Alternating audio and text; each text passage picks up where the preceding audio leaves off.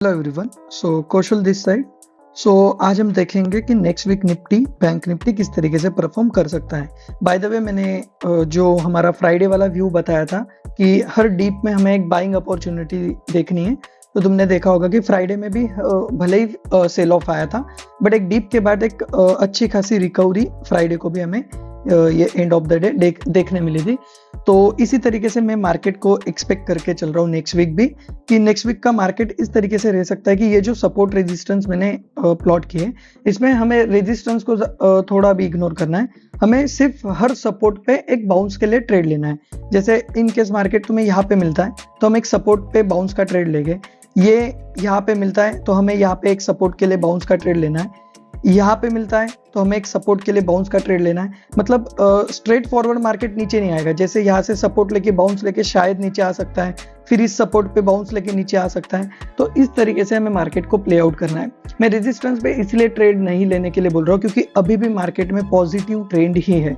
Negative trend जब होगा तब मैं बता दूंगा, और किस तरीके से हम निगेटिव ट्रेंड आइडेंटिफाई करेंगे वो भी मैं तुम्हें एंड ऑफ द वीडियो बताता हूँ।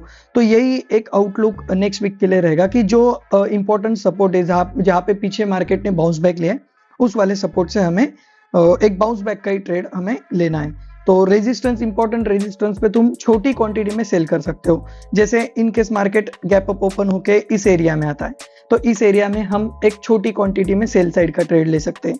इन केस मार्केट नीचे आता है और यहाँ से पलटता है, मैं यहाँ पे तुम्हें ड्रॉइंग को थोड़ा और क्लियर करके बताता हूँ।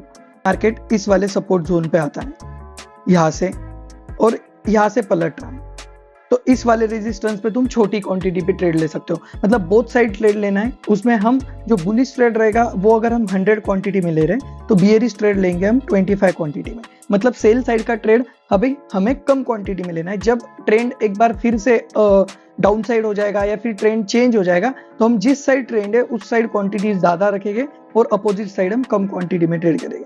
तो अभी भी ट्रेंड पॉजिटिव है। हर डीप में एक बाइंग अपॉर्चुनिटी हम एक्सपेक्ट कर सकते हैं, तो इसीलिए हर डीप में एक बाउंस का ट्रेड अभी हमें लेना है। और जो ये इंपॉर्टेंट सपोर्ट पॉइंट्स है, इन इंपॉर्टेंट सपोर्ट पे आइडेंटिफाई करना है, और रेजिस्टेंस के टाइम पे तुम्हें कम क्वांटिटी में ट्रेड लेना है। Same for Nifty. ज्यादा कॉम्प्लिकेटेड मत करो, ज्यादा कॉम्प्लिकेटेड सिनेरियो ज्यादा मार्केट में चलते भी नहीं है। सिंपल निफ्टी का भी वही रहेगा कि जो इंपॉर्टेंट सपोर्ट है उन सपोर्ट्स को मार्क कर लेना, और उन सपोर्ट के पास में आया तो एक बाउंस का ट्रेड, इन केस इस रेजिस्टेंस के पास आया एक सेल का ट्रेड। रेजिस्टेंस पे कम क्वांटिटी, सपोर्ट पे थोड़ी सी ज्यादा क्वांटिटी। इन केस मार्केट यहाँ से बाउंस करता है, फिर से आता है, फिर से नीचे गिरता है, तो फिर इस वाले सपोर्ट पे हम एक नया ट्रेड देखेंगे, फिर से बाउंस के लिए ट्रेड लेंगे।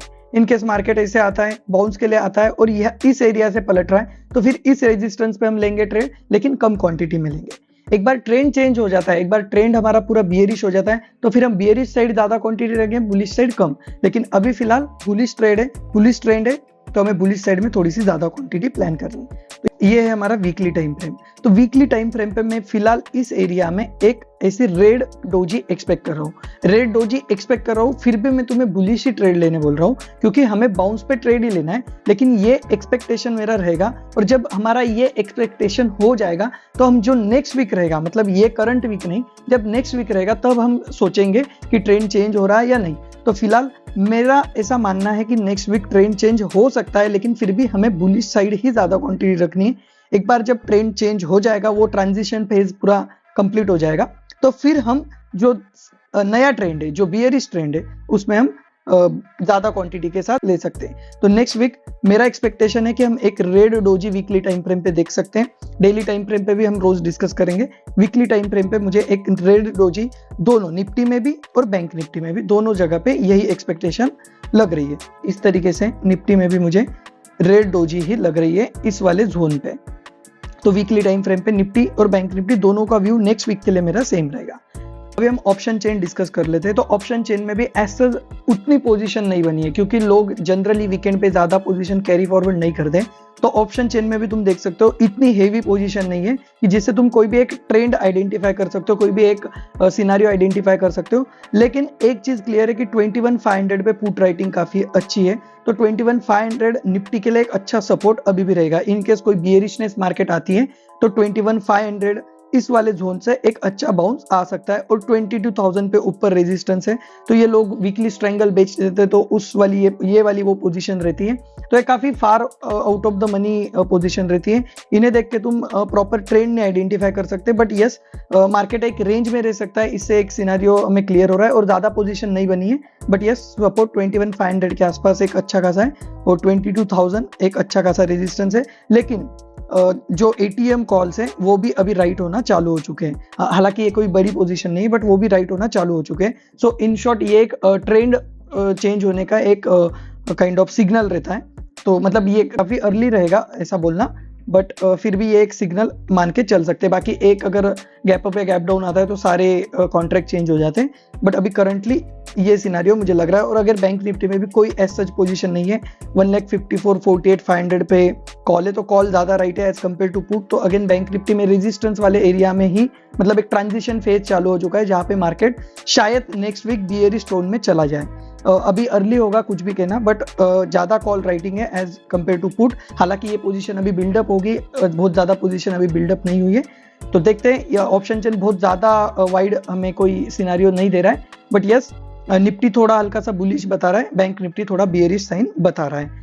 इसके अलावा और एक चीज डिस्कस करनी थी कि बैंक निफ्टी की जो एक्सपायरी है वो जो मंथली एक्सपायरी रहती थी, जो पहले रहती थी थर्सडे को निफ्टी के साथ, लेकिन अभी बैंक निफ्टी की सारी एक्सपायरी वीकली भी और मंथली भी सारी की सारी अभी वेडनेसडे को ही है। तो वो जो पहले लास्ट एक्सपायरी जो मंथली एक्सपायरी थर्सडे को थी वो भी चेंज हो चुकी है, एनएससी का सर्कुलर आ चुका है, तुम एक बार वो पढ़ सकते हो। That's it, bye bye, take care. Subscribe करो चैनल को और टेलीग्राम चैनल को भी ज्वाइन कर लो। Thank you, bye bye, take care.